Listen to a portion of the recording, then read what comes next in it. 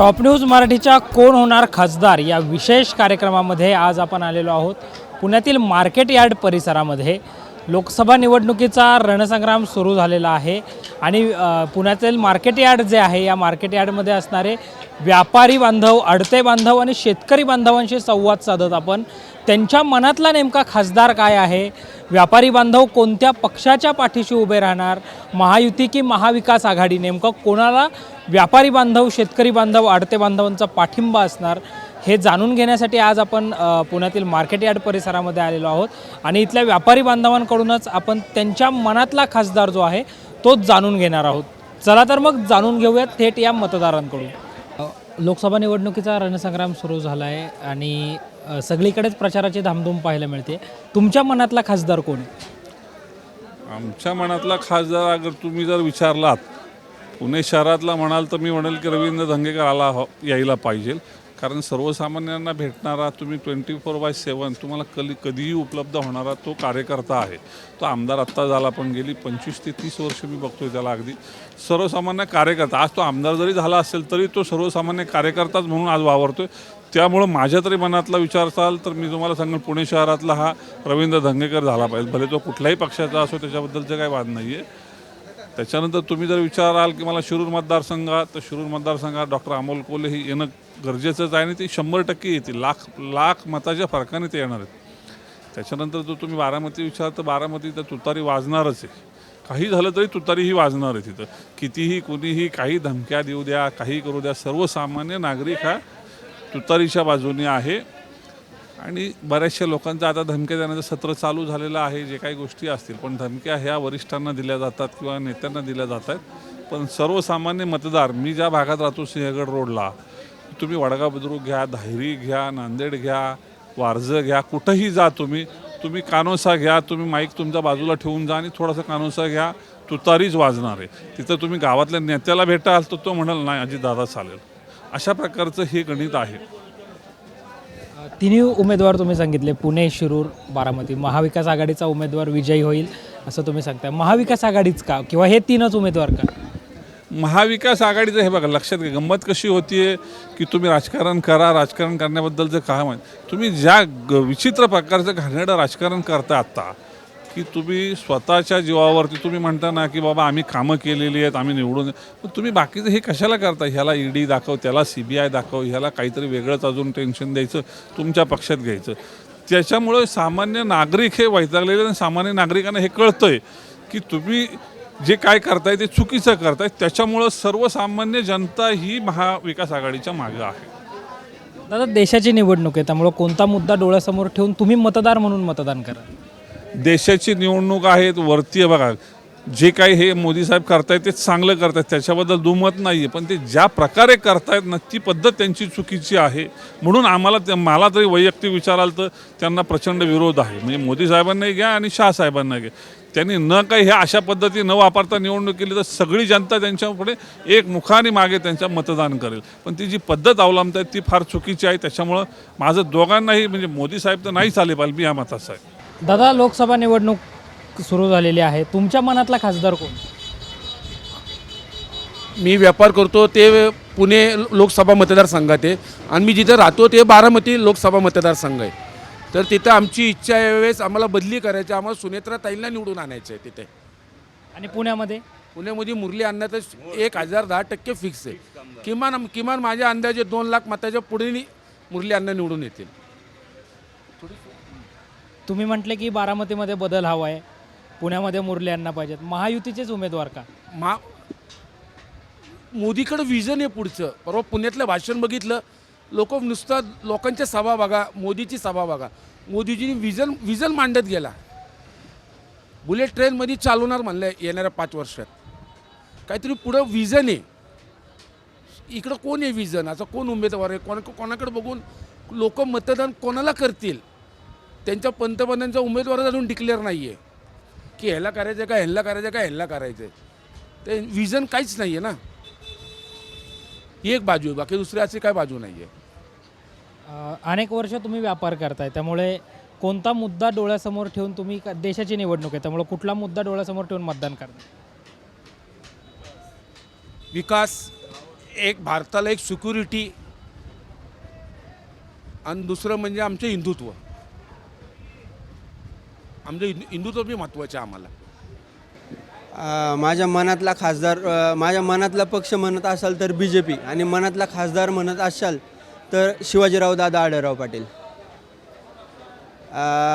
जसं की आता 2047ला भारत 100 वर्ष होणार स्वतंत्र होऊन आणि 100 वर्षात काय केलं आहे आणि कुठपर्यंत पोचायचं आहे हे फक्त BJP सांगू शकते. जसं अमित शहानी सांगितलं त्या दिवशीच्या भाषणात का आम्ही असू किंवा नसू, येणाऱ्या 2047ला आम्ही असू, नरेंद्र मोदी, मी किंवा योगी आदित्यनाथ असू किंवा नसू, पण 2047ला भारत हा जगातला सगळ्यात मोठा देश असणार आणि सगळ्यात संपन्न देश असणार.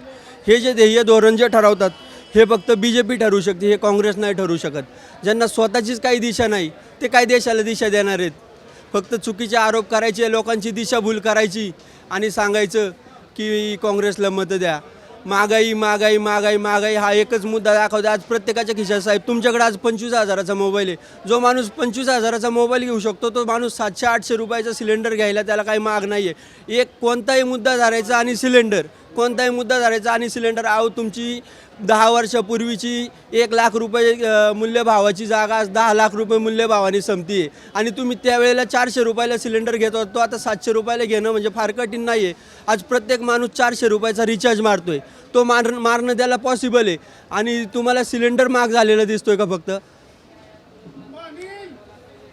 कुठला मुद्दा डोळ्यासमोर ठेवून तुम्ही मतदान करणार? विकास, सगळ्यात महत्त्वाचं म्हणजे विकास. त्याच्यानंतर जे महत्त्वाचे निर्णय घेतलेत, जे 47 वर्षात 50 वर्षात काँग्रेसला घेता आले नाही ते निर्णय नरेंद्र मोदी साहेबांनी 15 वर्षात घेतलेत. हा एक महत्त्वाचा मुद्दा आहे. जसं तुम्ही आता काश्मीरला पहा, काश्मीरचा प्रत्येक मुस्लिम बांधव हा सांगतोय का आम्हाला BJPला सपोर्ट करायचा आहे. तुम्ही बाकीच्या लेवलच्या मीडियाच्या ज्या न्यूज आहेत त्या पहा, तुम्हाला समजेल. आज काश्मीरमधली आमची प्रत्येक मुस्लिम महिला भगिनी ही BJPला सपोर्ट करते, कारण 15 वर्षात तिथं जी समाधान शांतता झाली आहे ही इथून मागं 50 वर्षात कधीच नव्हती. मुरली अण्णाच मोहोळ. का बरं मुरली अण्णाच का? सुशिक्षित आहे आणि म्हणजे महाराष्ट्राचा असू द्या, पुण्याचा असू द्या, आवाज त्यांच्याकडनंच तो दिल्लीत पोचल पुण्याचा. कारण पुण्यातली शिक्षणाचं माहेरघर आहे, तसं सुशिक्षित लोकांचं पण आहे. तर बाकीचे उमेदवार धरले तर तुझ्या आईला आणि तुझ्या मायला काय करून फायदा नाही आहे. तिथं जाऊन आपले पणीचे प्रश्नच मांडणारा पाहिजे, त्यासाठी हुशारच पाहिजे. आणि मुरली अण्णांचं कसं आहे की कोरोना काळात त्यांनी एकदम आदर्श महापौर म्हणून काम केलेलं आहे, त्याच्यामुळे त्यांचा तर वादच नाही. दादा कोणता मुद्दा डोळ्यासमोर ठेवून मतदान करा? मुद्दा हा तो पहिला हिंदुत्वाचाच राहणार आणि बाकी दुसरं काहीच कमी केलेलं नाही. शिक्षण असो किंवा शेतकऱ्यांच्या बाबतीत असो किंवा सगळ्या गोष्टीतच मोदींनी सगळ्यांना सगळं चांगलं केलेलं आहे. कोरोना काळात वॅक्सिन, आज एवढी लोकसंख्या जगात सगळ्यात जास्त लोकसंख्या असूनसुद्धा कोरोनामध्ये मोदींनी चांगलंच काम केलेलं आहे.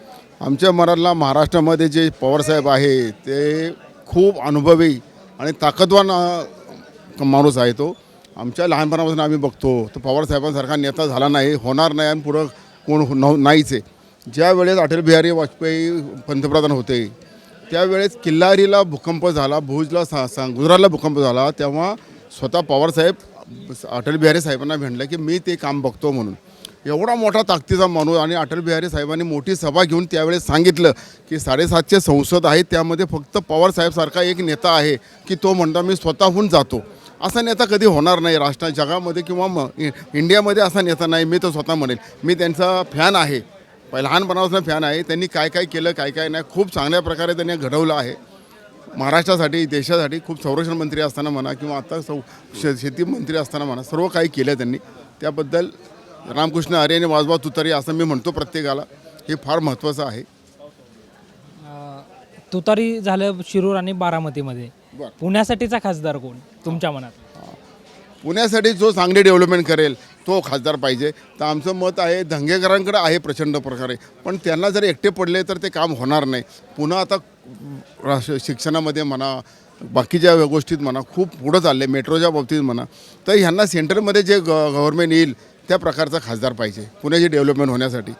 पुणे हे प्रगतिशील होते. प्रत्येक रोड आता कालच मी लातूरला जाऊन आलो, पण लातूरचे आणि सोलापूर लातूर एवढे रोड भारी झाले आहेत. हे डेव्हलपमेंट होती आहे, डेव्हलपमेंट व्हायला पाहिजे. डेव्हलपमेंट झाल्याशिवाय आमचीही व्यापार किंवा संस्था वाढणार नाही आहे. कारण डेव्हलपमेंट फार महत्त्वाची आहे. मतदार म्हणून कोणता मुद्दा समोर ठेवून तुम्ही मतदान कराल? आता मी लहानपणापासून माझ्या व्यापारी बाळ कडू आहे माझं, तर आमचा व्यापार कसा वाढेल, कमीत कमी रूल्स अँड कंडिशन कशा होतील हे महत्त्वाचं आहे. शेतकऱ्यांना 2 पैसे जास्त कसे मिळतील, त्यांना चांगल्या प्रकारे सेवा सुविधा मार्केट कमिटीकडनं कशी होईल. आम्ही मार्केट कमिटीमध्ये असल्यामुळं ज्या प्रकारे सुविधा पाहिजेत त्या प्रकारे मिळत नाहीत.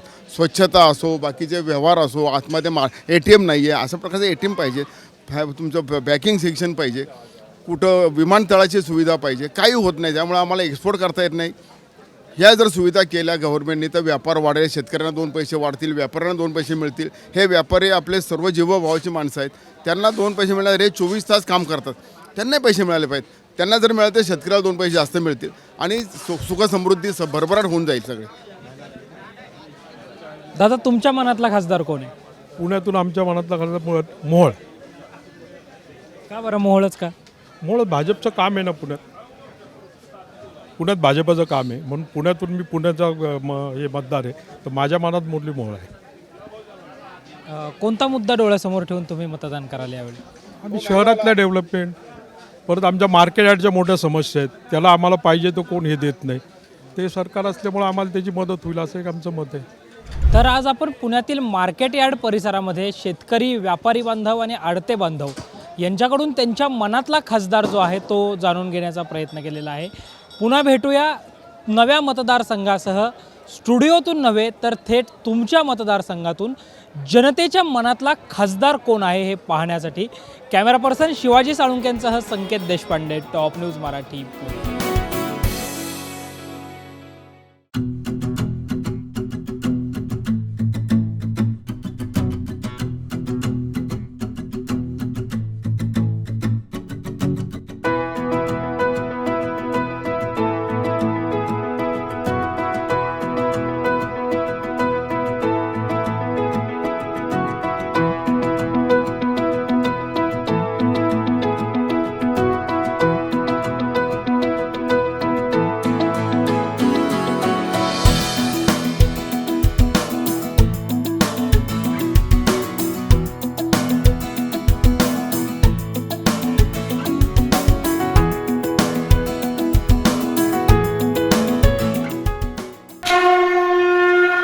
जय भोलेनाथ, जय जय भोलेनाथ. गुरुकृपा ट्रॅव्हल्सची सुनियोजित टूर, उत्तराखंड चारधाम दर्शन यात्रा, पुणे ते दिल्ली, दिल्ली ते चारधाम आणि दिल्ली ते पुणे. प्रवास भाडे प्रत्येकी फक्त 38,500 रुपये. कपलसाठी स्वतंत्र रूम हवी असल्यास प्रत्येकी 45,000 रुपये. पहिला ग्रुप 10 मे 2024, दुसरा ग्रुप 24 मे 2024 आणि तिसरा ग्रुप दिनांक 6 जून 2024.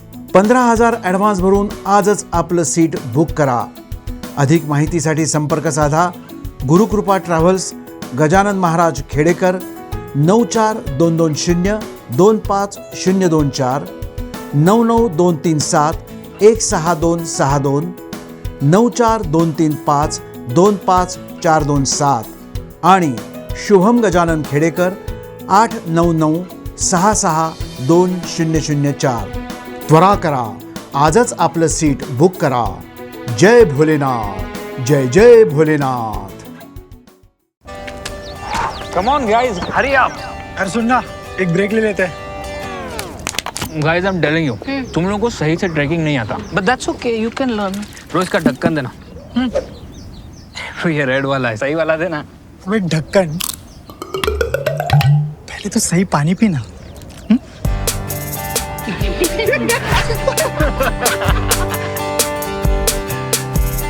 Manikchand Oxyrich, proudly Indian.